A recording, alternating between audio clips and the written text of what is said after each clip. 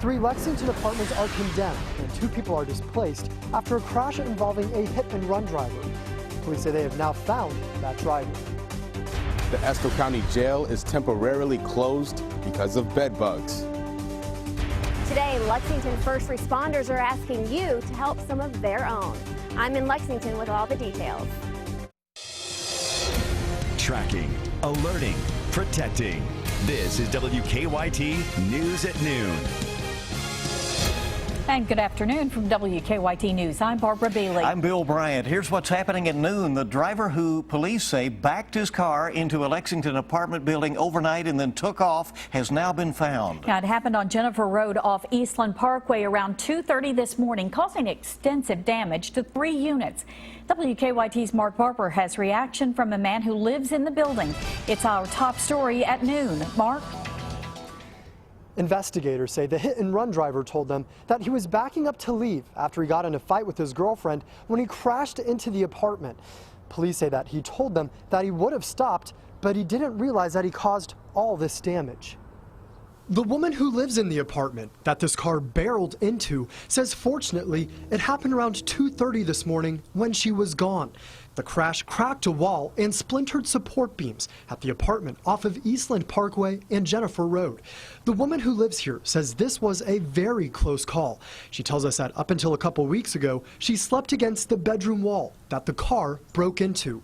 Fire crews have condemned the first, second, and third floor apartment units, displacing 2 people. The buckling wall, framed by broken bricks and shattered glass, has many neighbors on edge. That could have been my apartment.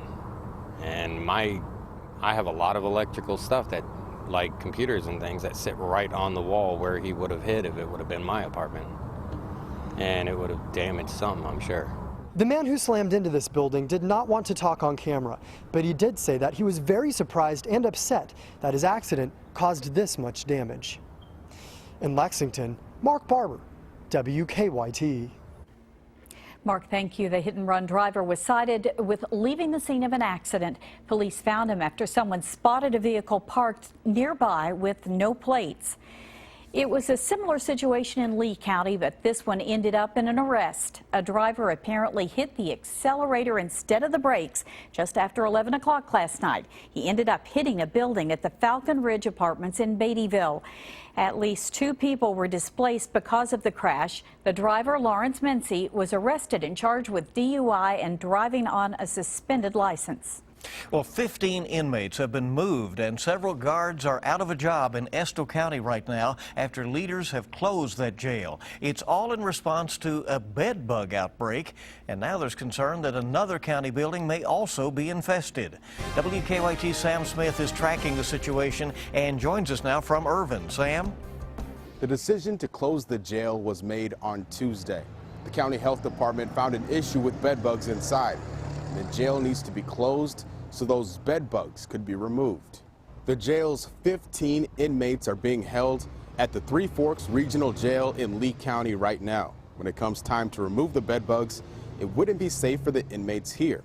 Same goes for the jail's employees. I'm told there are 11 of them. They're laid off while this is happening. Some are taking this time to use their vacation days.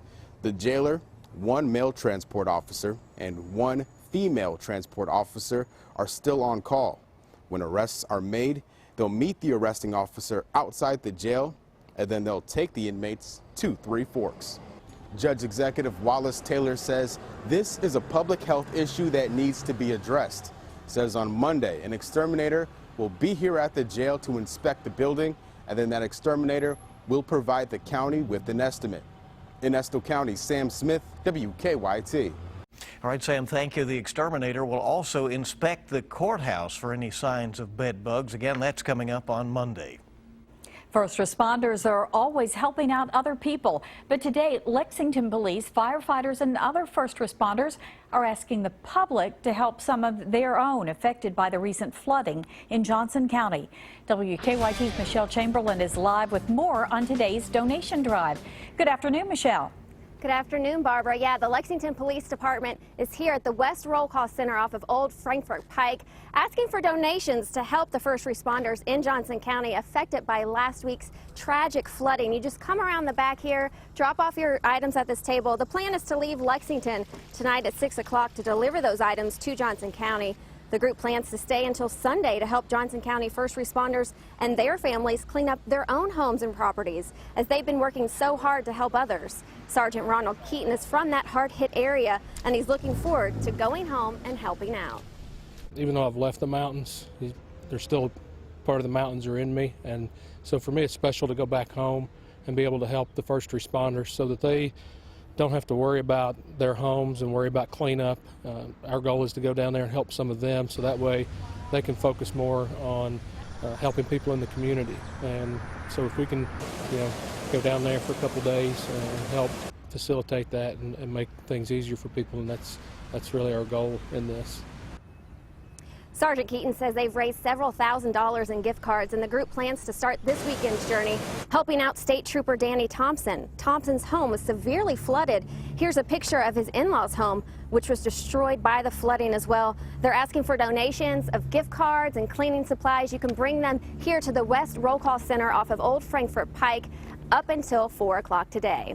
Live in Lexington, Michelle Chamberlain, WKYT. Michelle, thank you. The group is asking for any first responders in Lexington who would like to get involved and help to call the police department. You can join the group for one day or for the entire weekend. The group plans to pack up the trailer today at 4 o'clock and then head to Johnson County at 6.